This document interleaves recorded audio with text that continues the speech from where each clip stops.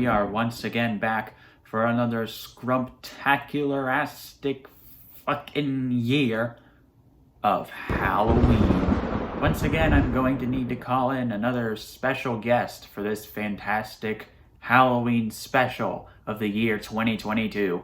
So, here he comes, Capcom! Resident Evil Village, a game about love, lust, terror, revenge, and killing chickens. So, here we are again, just like always. On my channel for the past 3 years, I've dedicated time to making a Halloween special every October, and this is the 4th year in a row that I'm happening to do this song and dance.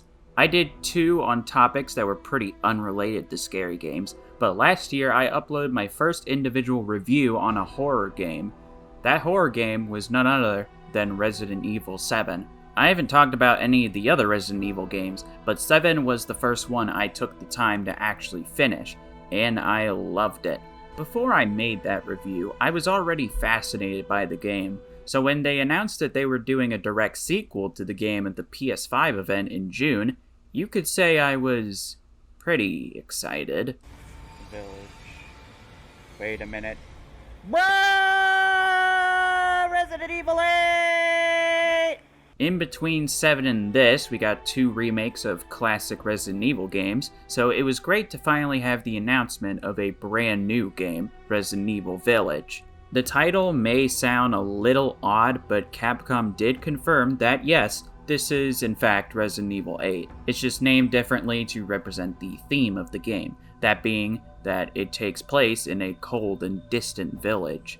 I was honestly just really excited to see a continuation of Resident Evil 7. Say what you will about the story of that game, whether you like it or not, but first-person Resident Evil is very immersive IMO. During the course of this game, from reveal to release though, this game blew up in popularity. Why, you may ask? Well, there was a big focus point on a character who we thought would be the main antagonist of the game, Lady Dimitrescu. People were fucking thirsty for this woman.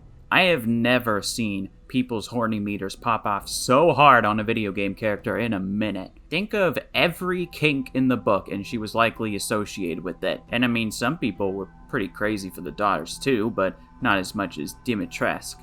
Point is, she dominated the marketing for this game. So much so that Capcom put out a statement thanking the community for just how shocked they were by the reception of this character. I'll get into the other characters when we talk about the game. So, we got Ethan returning, a snowy village, a cast of villains, and people thirsty for a crazy tall woman.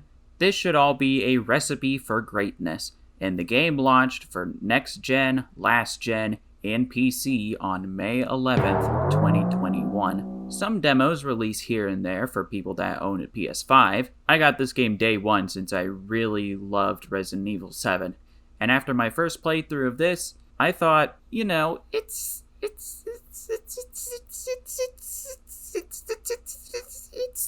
good. I thought it was just kinda an okay Resident Evil game. At the time, I found it nowhere near as investing as Resident Evil 7. I did put it on my top 5 games of 2021 discussion, though I will say that 2021 wasn't full of absolute masterpieces in my opinion. But playing this again, well, I have quite a lot to say about this now. So let's go ahead and talk about the game and see if I feel any different about this game than I did a year ago. Well, now that we got all the intro mumbo-jumbo out of the way, I must specify that this is a part 2 to a Halloween special I did a year ago where I covered Resident Evil 7, and I'm going to be referencing that game a lot, so if you have not seen that video, I would recommend you go check that out first for lots of context that will be mentioned in this video and stuff, yeah. But without further ado, let us discuss what the fuck is going on in Resident Evil Village.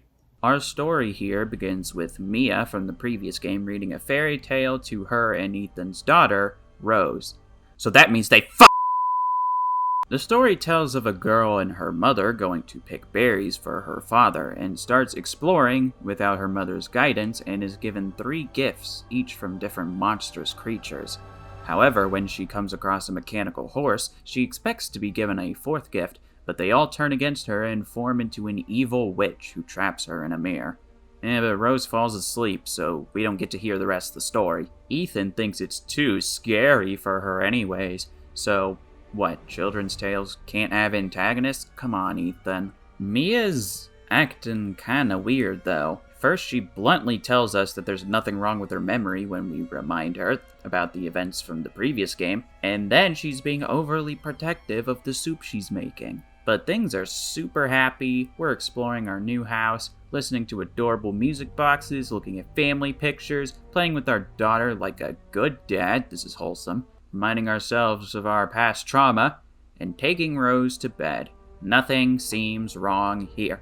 Ethan is still traumatized by all the events in Louisiana, and I mean, I would be too since it was only a few years ago as of when this game takes place, but man, I gotta agree with Mia. Just gotta stop worrying.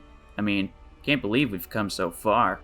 That's right, baby. Happily ever after, here we are. Well, shit.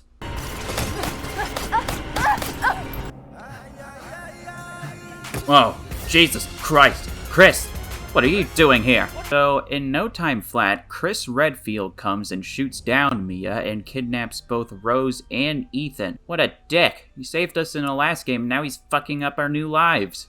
However, while we were being abducted, an unknown source attacked the cargo we were in and killed everyone on board except for Ethan. And Rose is nowhere to be seen. God damn it, these guys couldn't even type the name of the target they were talking about? Great. Well, Ethan has no choice but to walk a very far distance past all these dead crows to show up in the village with this absolutely breathtaking sight. Well, after a good amount of investigation, we find a singular friendly face who gives us a gun and is more than happy to spare us the details of what's happening, and he's dead. In fact, multiple people are dead under the house because monsters! That's right, baby. It ain't a Resident Evil game without the man-eating behemoths. Good to see that Ethan can take any kind of blow and be perfectly okay just like last time. Really digging that character continuity. After dealing with more monsters and nearly dying due to an absolute swarm of them before deciding to dip as soon as they hear the bell, we meet an old woman who is incredibly cryptic and does acknowledge Rose's existence.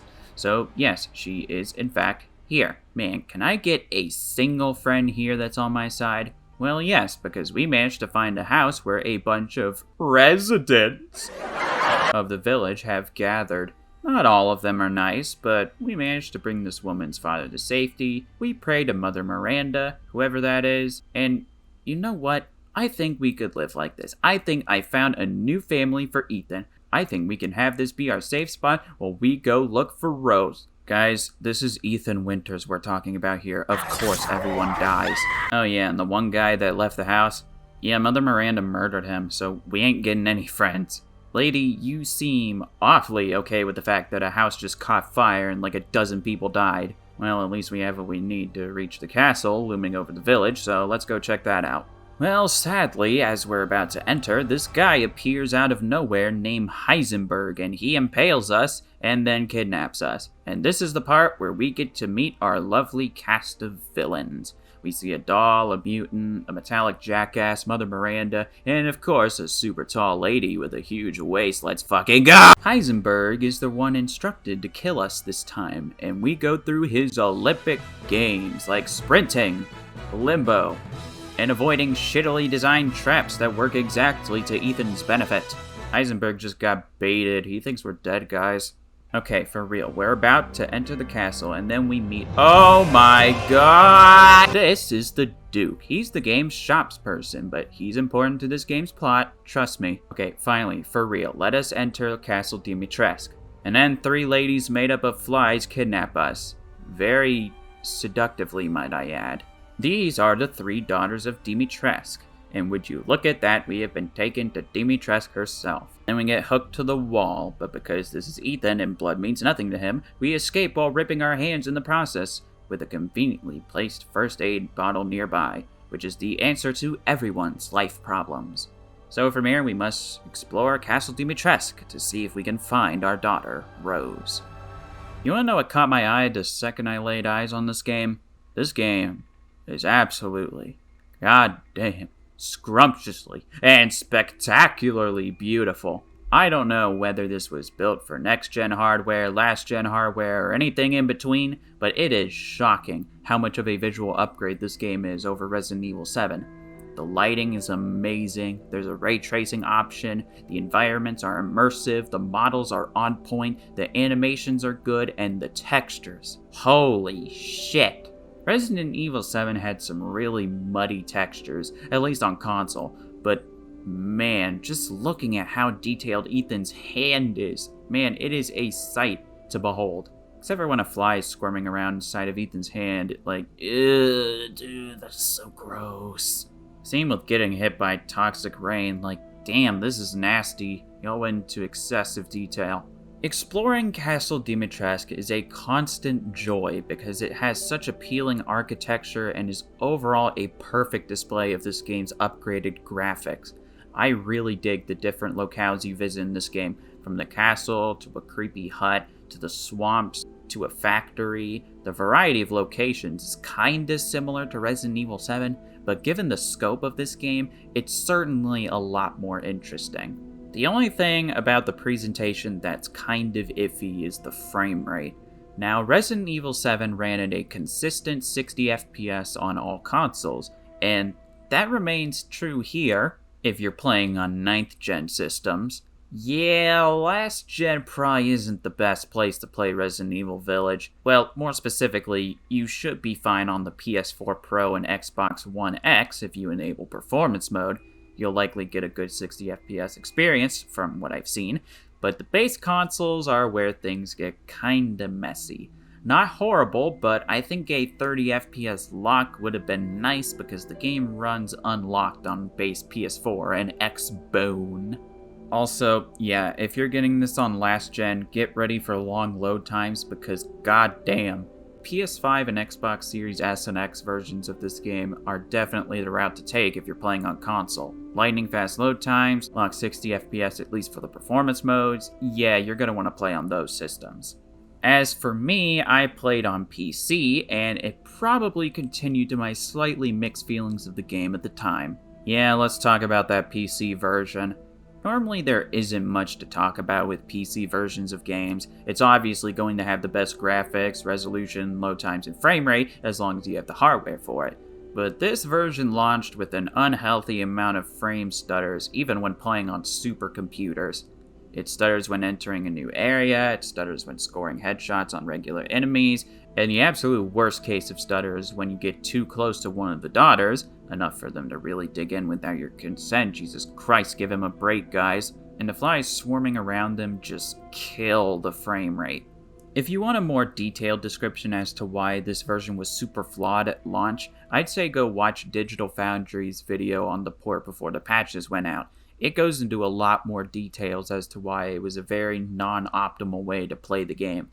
Luckily, the patches seem to have fixed most of the performance issues. I still did run into a few when I was playing the game on higher settings, but nothing a quick tone down of the graphics settings can't handle. So I'm content with playing this game on PC now as the way to play Village, but that doesn't excuse how bad things were at launch.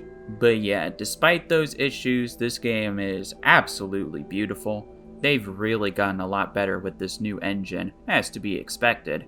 I mean, Resident Evil 7 already looked great, muddy textures aside, but you can tell they really wanted to show off the power of next gen with this game.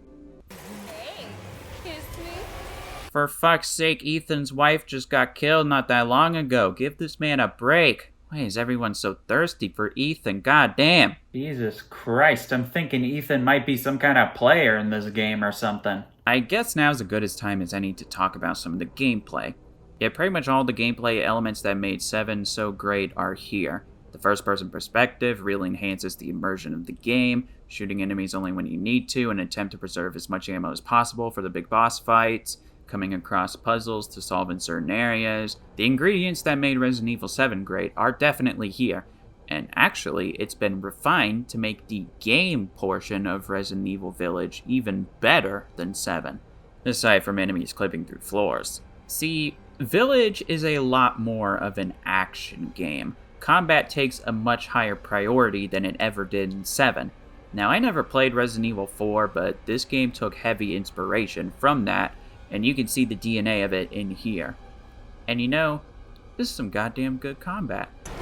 One thing that makes it immensely satisfying is the effects when getting a headshot on regular Village enemies. Watching the heads explode and listening to the blood splatter everywhere like you just popped a water balloon.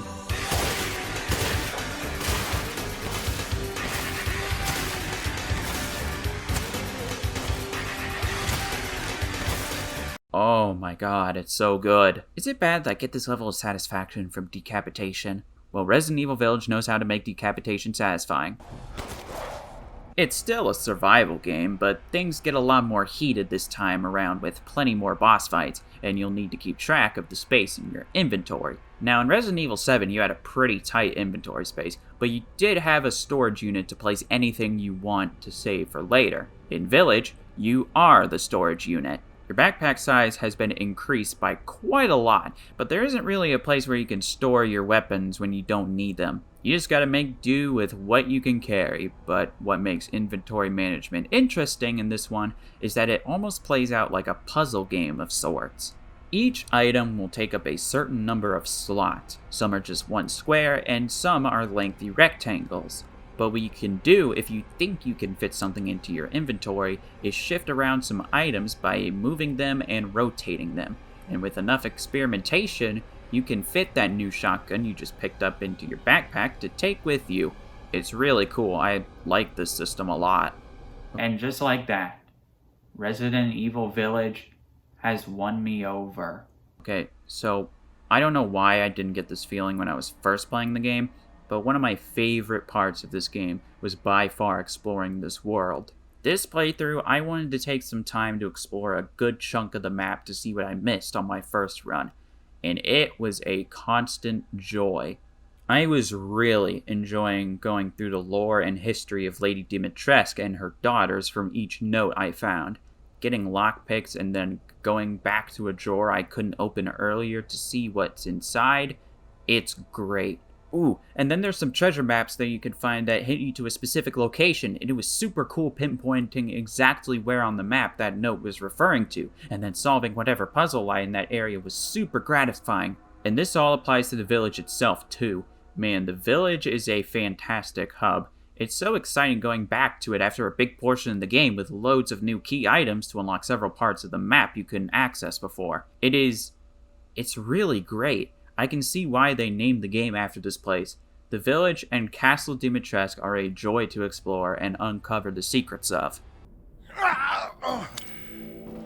Jesus Christ, Duke, don't scare me like that. Okay, I gotta take a second to talk about the audio real quick, because it is incredibly good in this game. Though that also plays a part in the actual horror of this game. And while the audio is great, I'll lay out why in a moment, the actual scare factor of Village is where this title really falls short.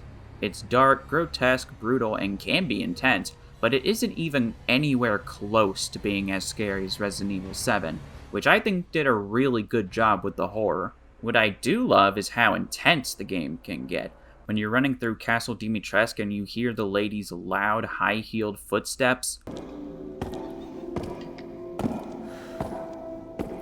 Oh, that is chilling and nerve-wracking. This game uses great audio to enhance its moody atmosphere, like the roars of the monsters, the disgusting muddy noises Morale makes when swimming in this big lake, and on a gameplay note, I mentioned the great blood splatter sound effect when headshotting enemies already, but later in the game you get to fight more mechanical enemies, and the sound it makes when you shoot their weak point. It's hard to describe how they tweak the typical electricity sound effect to feel satisfying when paired with the spark effects, but my god, they did it. But yeah, on a scare factor, this isn't doing it for me. There's a couple of jump scares here and there that got me in a clever way by distracting me with a puzzle, but I'm not really scared when playing this game at all. Most of the game takes place in broad daylight. Now, I know they made it less scary by choice because they wanted to focus more on the action aspect, and because Resident Evil 7 was too scary. Resident Evil 7 was too scary? Isn't that why we loved it? I mean, I'd imagine this game does scare some people, and the game is very moody compared to most action games out there, but nah, Resident Evil 7 was way better as a horror experience overall. Considering the lack of horror was intentional, you might be wondering why I take so much issue with that. And to that I say, patience, my friend. The answers will come in due time. Aside from that, man, this game is really hitting all of the right notes for me. I love the locales, the exploration is tight, the combat is engaging, and we have a great cast of villains to rival the Bakers. So far, this is looking to be an amazing game. I am loving this. But then, I kept playing. It doesn't take long before you defeat all of the daughters and end up stabbing Dimitrescu with the only dagger that can kill her, and after an admittingly pretty epic boss fight, she's dead. You find a strange flask, escape the castle, and return to the village. And you can't return to the castle after you've beaten Dimitrescu. Ever. So, for fuck's sake, make sure you got everything you need from that castle before you take her on. We return to the village and meet up with the Duke, where he tells us that Rose, well, we just collected her head. And she's been split up into 4 pieces and spread across the land. So he marks 2 other locations on the map, pointing to where 2 more flasks might be. As much as it seems like you have a choice of where you can go next, you will need to head north first.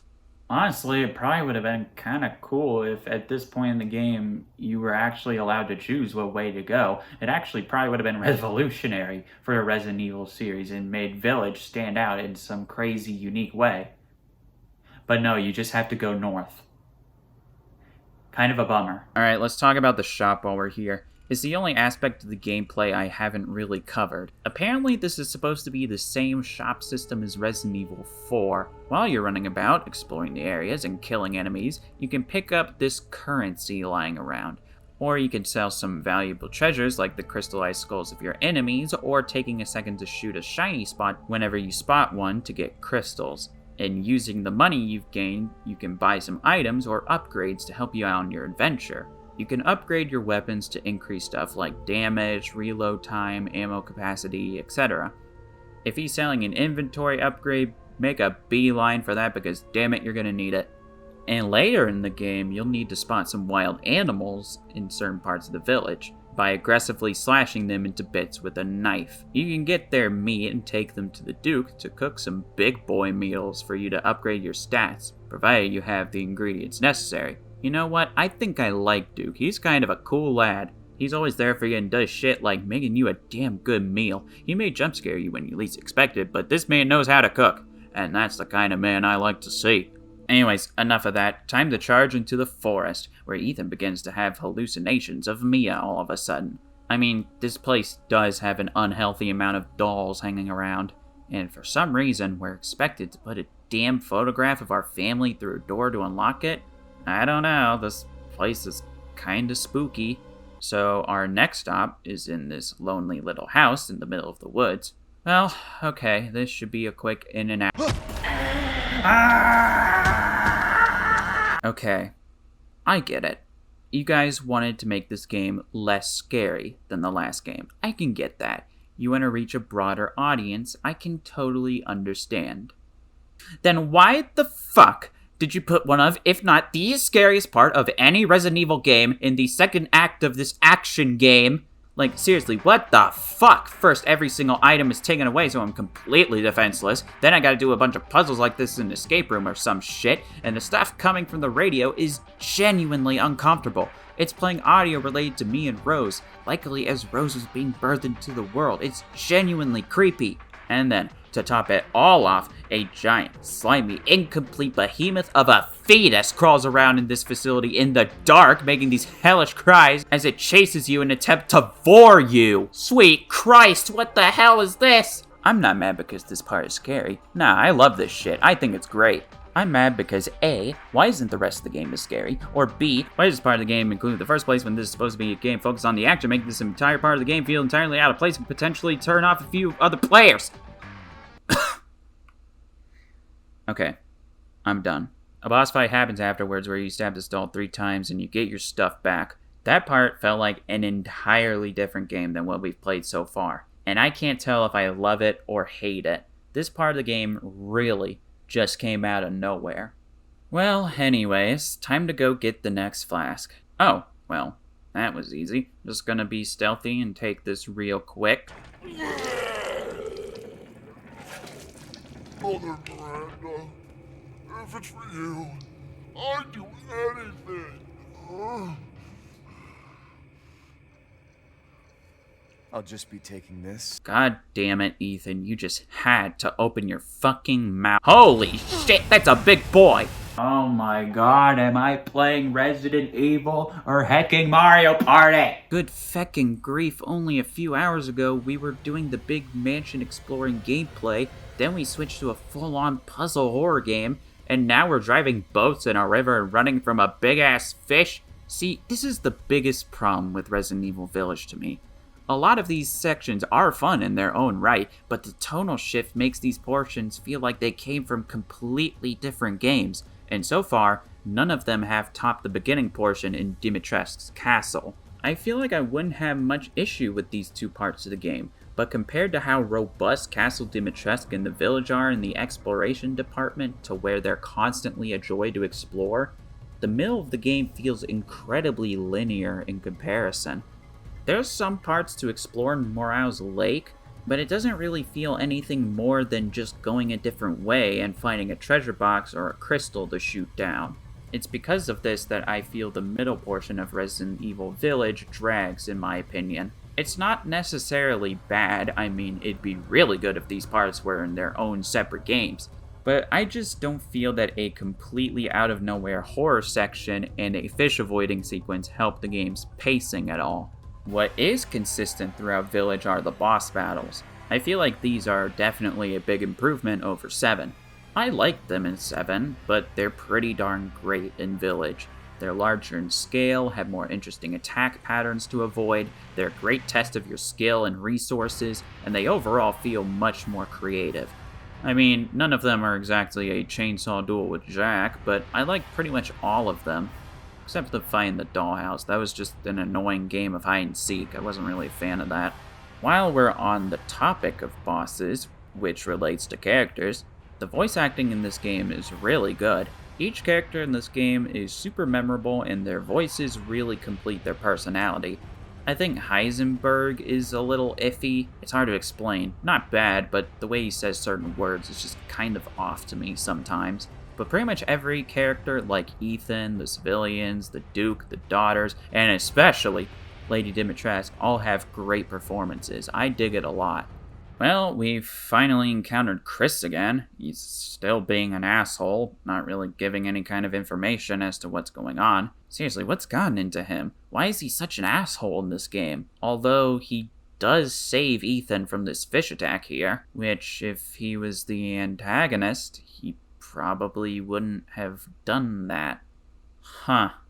I think now's as good a time as any to get into the spoiler section. I have a lot to say about the last few parts of this game, so strap in, it's gonna be a ride. So, after dealing with Morale, we come across a TV where Heisenberg speaks to us. He talks about how powerful he sees Ethan as, and because of this, he wants to team up with us to take down Mother Miranda. A strange offer that Ethan is a little cautious about. But we follow his, subtle instructions to get the final flask that is being guarded by this big boy we saw at the beginning of the game. And so we do that and unlock the bridge to Heisenberg's factory to pay him a little visit and discuss this weird alliance thing. It appears that Heisenberg thinks that this is all a big test to see if Ethan is strong enough to be a part of Miranda's big happy family, and that he is next on the chopping block. See, the thing is, he wants us to save Rose so he and Ethan can use her powers to kill Miranda. So, since we share a common goal, Heisenberg looks Ethan in the eye and offers to join forces to put a stop to Miranda's evil deeds once and for all. Take a fucking guess what happens. Fuck you! Since Ethan is the dad of the year and doesn't want Rose to be manipulated as a weapon, we now have to make our escape through Heisenberg's factory. Also, side note, this is the point of no return. If you've entered this dungeon, then you're stuck in the endgame. I'll give him props though, I quite like this area. It's not as robust as Castle Dimitrescu, and smelting these molds in the furnace to get items takes a little too long for my liking, but it's a fun and rather large area that's enjoyable to explore. And I really like how the enemies are mechanized and have different weak points on their chests or backs. You also fight a fan with legs. This is peak Resident Evil. Heisenberg gets pretty pissed off and becomes a giant scrappy robot, while also sending us falling to the bottom of the factory, where Chris beats us up again and takes our gun. We call out his malicious act of murdering Mia, to which he responds, "You fucking baka!" He finally explains to us that the Mia that was with us in the beginning of the game was Miranda shapeshifting into Mia in an attempt to capture Rose. That explains why she was acting so strangely.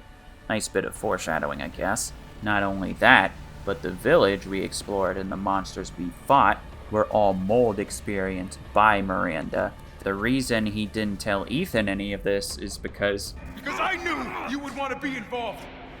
And this job is hard enough without civilians getting in the way. So Chris really is just a giant asshole then. Okay, well, it is explained that he didn't tell Ethan because he suspected that Miranda may have corrupted him too. But even after he acknowledges that he's alive, he still acts like some B-tier supervillain. So this is why he was on the cover of the box? Because he was just being an ass? It's really weird. All it does is just make Chris really unlikable in this game. Anyways, now we join forces with Chris Redfield to take down Miranda once and for all. For real this time, not some fake out thing with Heisenberg. Well, to do this, we need to pilot a giant mech. Aw, shit! Oh yeah, Heisenberg's still a threat. Kinda forgot about him. We should probably take care of him. You're like a goddamn cockroach! Please stop reminding me of Resident Evil 7 that way. Now this. Oh man, this is quite a boss battle.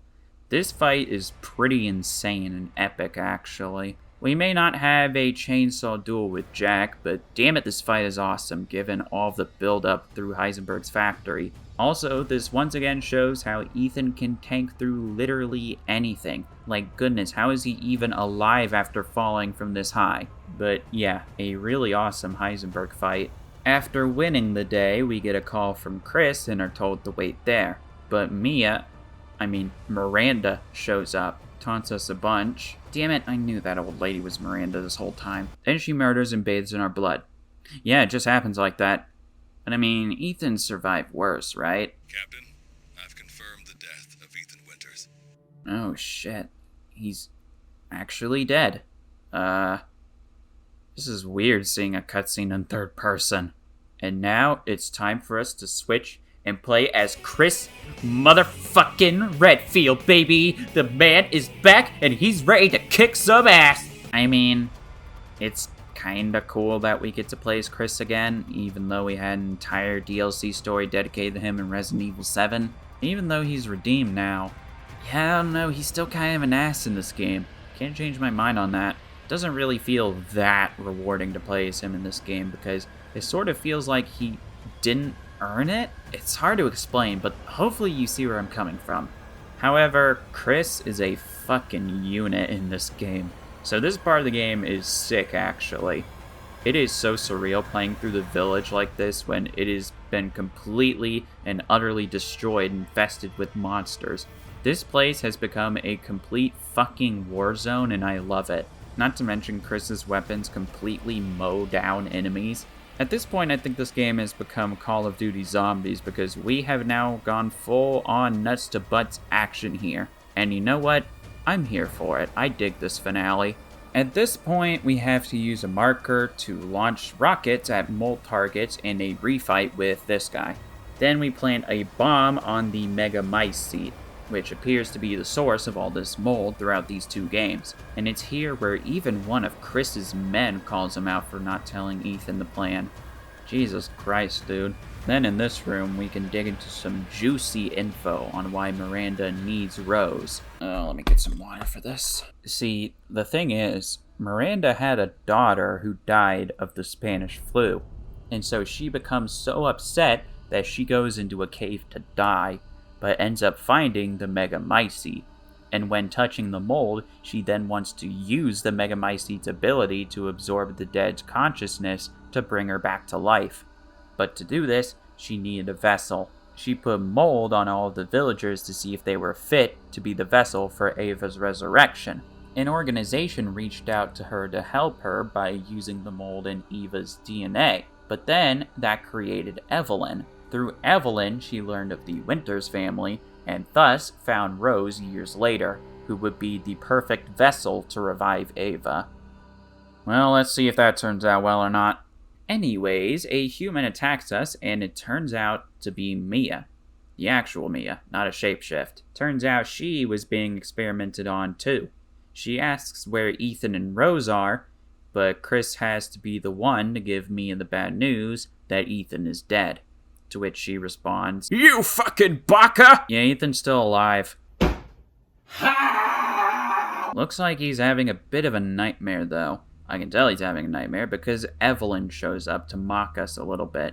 Ethan remembers that he was killed by Miranda, to which Evelyn responds, "You fuck!" So Ethan was apparently always dead. This means it's time for a crazy exposition dump.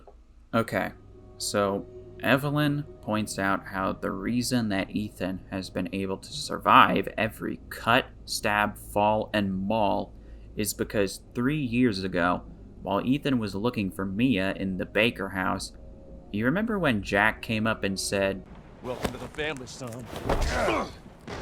Yeah, that was Jack murdering Ethan.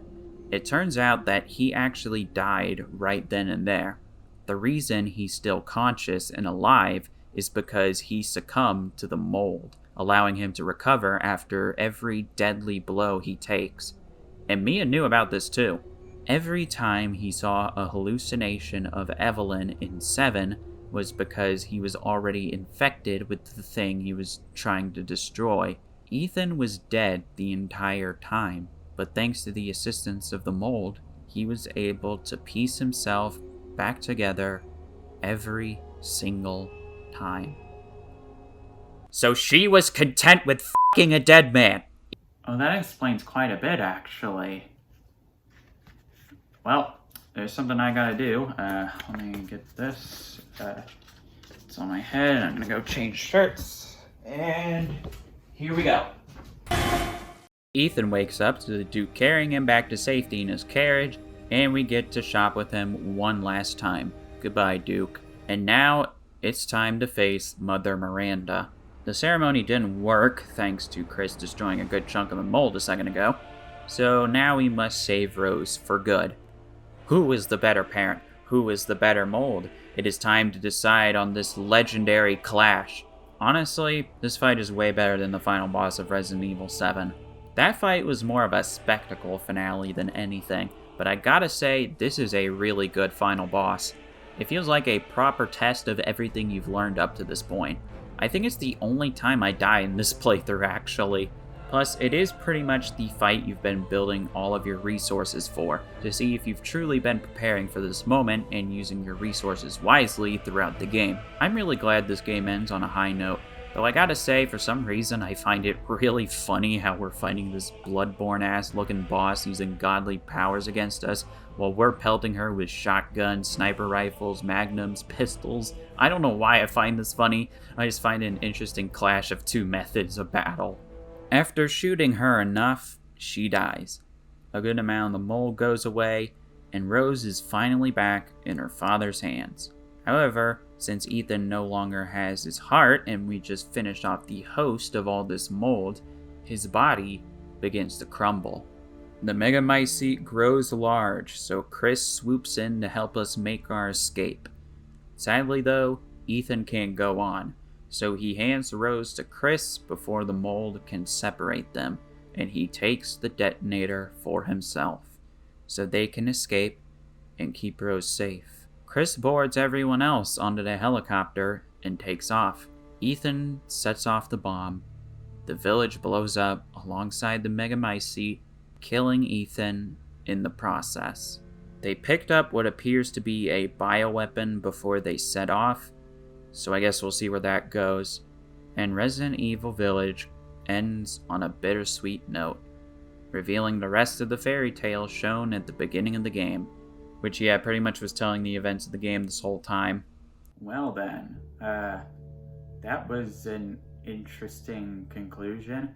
I gotta say, I'm not the biggest fan of Ethan as a character. I think he's kind of bland in terms of Resident Evil protagonists, but something's kind of odd with the fact that this is probably the only Resident Evil protagonist that actually got killed off. So that's something. The ending kind of impacted me in that sense. There is a post-credits scene of a grown-up Rose riding on a bus to visit her buried father for his birthday. Oh, and she's even wearing his sweater. How sweet. It's good to know that the adventure had a good payoff in the end. Anyway, some guy from Umbrella Corp, I assume, comes to pick her up. We have a situation. You're needed, Evelyn. Oh god, Dick, move, bro. You're gonna regret that. Holy shit, they were considering shooting Rose? What the fuck? That's messed up. They drive off, and before the screen cuts, they stop by a man walking way far in the distance. And the boundary breakers out there have confirmed that this is Ethan's character model. Please don't bring him back, it's gonna ruin the entire impact of this ending. Jesus Christ, that was long. But before we wrap it up, you do unlock a Mercenaries mode after beating the game. Basically, it's a score-based mode where you go around a bunch of maps fighting enemies and scoring combos to get the highest score. Pretty fun, but I don't see myself coming back to it too much personally. And then there's the talk of DLC. Ooh boy, I can't wait for the comments to get angry at me for not covering it. Actually, as of writing this, it isn't even out yet, so all I can do is really give my opinions on what's been shown. Let's see, we have a third-person mode. Now, for the Resident Evil 4 fans, I can imagine this being super cool for them. But I personally like first-person Resident Evil much more, so I think I'd rather just play with that. Mercenaries mode is getting new stages, and you can play as Lady Dimitrescu and Heisenberg. I say good call since those are probably the two best villains in the game, so I do like the addition of them being playable now. Then we have the Shadows of Rose story, which seems like it'll be pretty cool. I sort of hope they dive into a horror or mystery theme with it. I think that could be interesting. We'll have to see how those go, but I'm not covering them in this video. With that, we have reached the end of this Halloween special. I gotta say, I liked this game quite a bit more on the second playthrough. But overall, despite the ups and downs and all over the place shenanigans, Resident Evil Village is still a good game at the end of the day. I think it's safe to say that I like Resident Evil 7 quite a bit more. Not just because it had much more of what I'm looking for in a Resident Evil game in terms of horror, but it overall feels like a much more consistent experience. Resident Evil Village tends to feel like it doesn't know what it really wants to be. It has a solid beginning and end, but it spirals into loads of other territories drastically towards the middle, leading to what I feel is a big pace breaker. All the stuff here is at least pretty good, but the drastic shift between all these tones throughout the game leaves what I feel is a pretty inconsistent title. It wants to be a classic Resi game with intimidating threats lurking throughout the locations. It wants to be a scary game that creeps you out and catches you off guard. It wants to be a game about action and spectacle, but it's all crammed into a package that, while enjoyable, can feel unfocused. You want to know why Lady Dimitrescu was hyped up and advertised like crazy and made out to be the big bad of the game by not only the community but sometimes even Capcom? It's because that was the best part of the game. The beginning portion of exploring the village, exploring Lady Dimitrescu's castle, and breaking out to explore more of the village that was previously blocked off is Resident Evil Village at its peak. And you know what? When this game is good, I would argue that it sometimes reaches even higher than the highs of Resident Evil 7. It gets that good, but the lows end up being lower than Resident Evil 7. It's like putting a level of Mega Man in the middle of a Resident Evil 7 playthrough. Why is there this supreme tonal shift right in the middle of the game? Why does Resident Evil Village go from wanting to be one of the least scary games in the series to one of the most scary games in the entire franchise? It's hard to tell what they wanted to go with. None of it is downright bad though, it just feels poorly paced. Even if I think the length of the game is just right, kinda like 7. At the end of the day, I still do quite like Resident Evil Village, but after loving Resident Evil 7, I was sort of hoping for something just a little bit better. The game's a speedrun machine though, I don't mind replaying the shit out of it. Resident Evil Village is a quality product that is kind of all over the place and as a result may have been a little bit overhyped in that sense. It's still a fun game that is immensely replayable, but compared to something like Resident Evil 7, I definitely would rather go back to that as opposed to this. Especially since I think Resident Evil 7 is a much more memorable game because of how consistent its horror was, and plus I like the theme of that game a lot more. But that's just me. I know that there are a lot of people out there who do prefer Village to Resident Evil 7. It's sort of just a matter of taste, and you know, if you like this game a whole lot, that's great. I do like this game, but I do wish it was a bit better. But, as you know, as always, you know, it is not about the frustration. It's about the friends we made along the way.